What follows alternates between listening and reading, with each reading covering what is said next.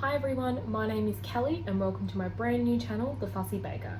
I'm based here in Melbourne in Australia and I'm going to be covering baking, cooking, home tips and environmentally friendly type sustainability tips as well for your home.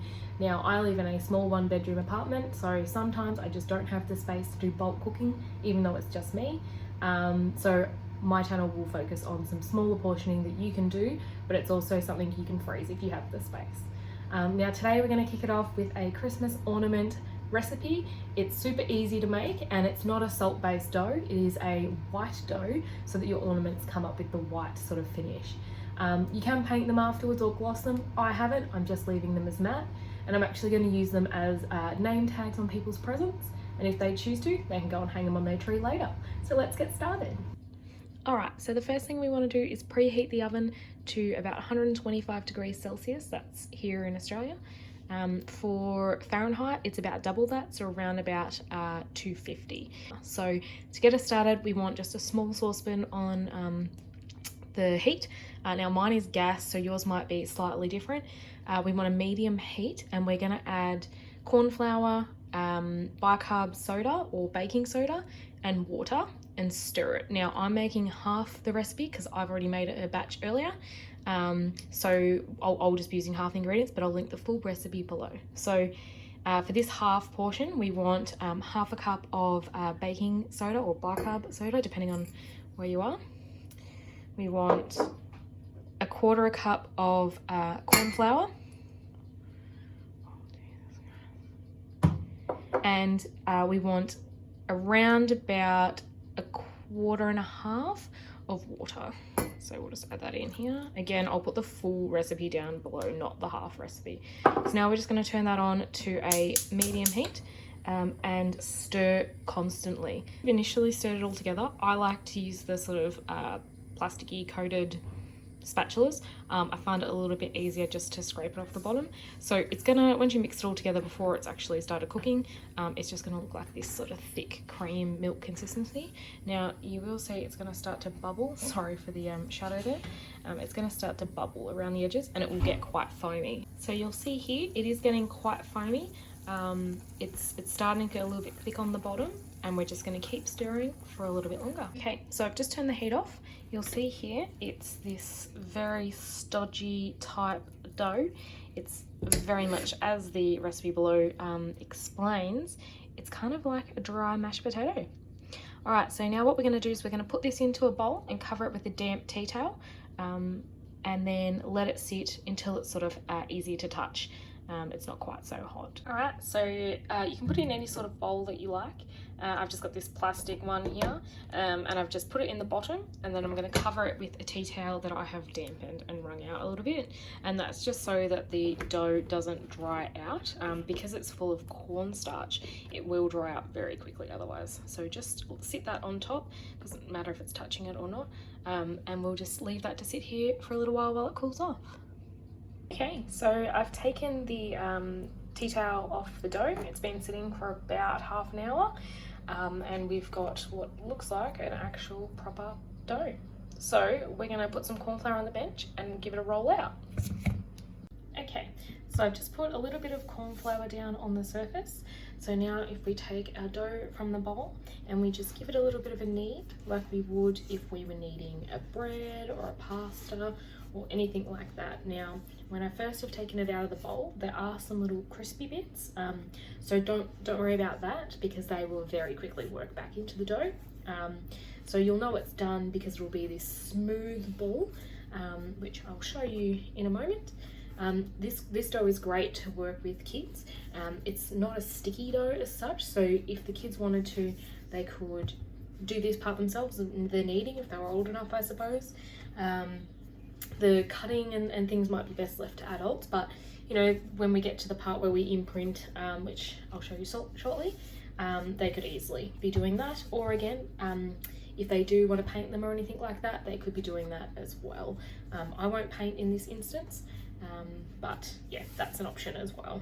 So we'll see here, we end up with a nice soft dough, very easy to use. Obviously if you stretch it it's going to pull apart, but otherwise a nice soft dough. So I'm just adding a piece that I had left over from the last batch that I did. I'll just mix that in. Then we're going to roll out into whatever thickness you like. I've done some that are a little bit thinner and some a bit thicker, but I'm looking at about 1/2 centimetre is probably what the best result is from what I've tried. So we've got a nice little bowl. Now I've just got a normal sort of baking silicone type rolling pin. If you just have a normal wooden one, you could use that. If you have one that's got the measurements on it, you could use that as well, like the rings. Whatever you have is fine. I wouldn't go out and buy anything specific. Now, the thing to note with the white dough is that it will mark. So if you are using a wooden one, maybe just make sure it's definitely super clean, or any I suppose. Now we want to roll out to around about this thickness here. What we're going to do now, I'm using circle shapes. So I just have some little cutters here, and I'm just going to place those into the dough and cut like I would if I was cutting a scone.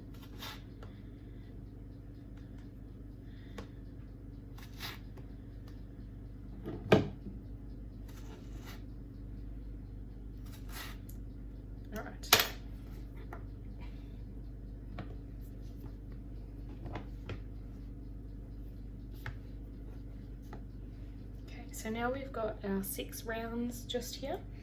Now I have this tool from Normal Baking, so for fondant. It is just this little circle sort of cutter. You could use a toothpick or a skewer, or you could just cut a hole, whatever you would prefer. But I'm going to use this to put a hole in them so we can hang them a little bit later on. So I just push it into where I would like it. Push it out of the thing. And here we go, we've got a nice little hole, perfectly able to put a nice piece of string through. So I'll just do that with the rest here. All right, now we've got all our holes in our dough. So you can pattern this with lace, you can use feathers or flowers, leaves, whatever you like, stamp cutters if you've got them. I have this little star cutter that I have again from baking. It's a fondant cutter. You can get cookie cutters, anything like that, whatever you like to do. You can do it where you cut the hole completely out, or you can just use it as an imprint like I'm going to. So all I'm going to do is I'm going to line it up so it's square at the bottom of the, with the bottom of the cookie cutter, the circle. And I'm just going to gently press. Now I don't want to push it all the way in. I just want to have a little bit of an imprint, as you'll see there. So I will do the other 5.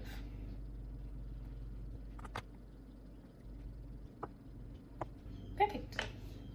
All 5 now have the stars. So the next step that we're going to do is we're going to put the names on the cookies. So I have a cookie imprint set. Essentially it's a blue bar in this instance, and it comes with individual letters. Now you can get these in different sizes, you can use different types of prints if you like, but this is the one that I have. So you'll see I've got a blue holder bar, and then I've got a section here where I put all the letters in. Now you're seeing this in reverse, so when I'm putting my letters in, my letters are actually in reverse. So when I turn it upside down, they'll be the correct way.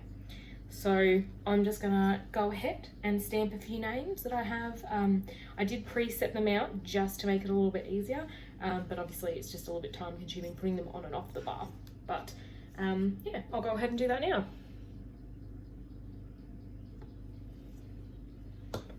So here's the first one, you'll see with the name and the star, and then that will be ready to go into the oven.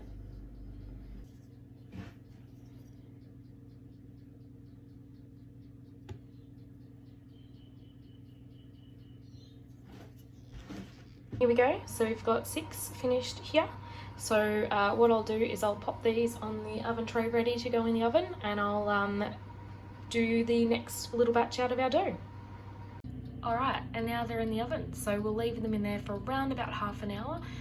They will continue to cook once you pull them out of the oven, but we want them to be fairly set before we do that. Welcome back. So this is what they look like once they've been in the oven. So you'll see that they're quite firm now. Just pick one up and show you. They do continue to set as you leave them out of the oven a bit longer. I've got a few more to go in, so I'll duck off and do that now. Okay, so there we go. This is the finished product. You can tie it with some just string, some ribbon. This ribbon's probably slightly too thick. I just don't have any thinner ribbon at the moment. You can probably use them all year round, not necessarily just for Christmas. Just pick up a different stamp instead of the star one, and some pretty ribbon to tie them with. Alright, so I will link the recipe down below and any tools that I've used throughout today's video as well. Thank you so much for joining me. If you did like the video, please press like below and subscribe for my future videos. Especially coming into Christmas, I will be doing quite a bit of baking, so stay tuned for some of that. I am well known for my famous brownies, which I will be doing a video of this Christmas. If you have any questions, please yell out and let me know. My email's down below as well. I'd love to hear from you all, and I will see you all soon.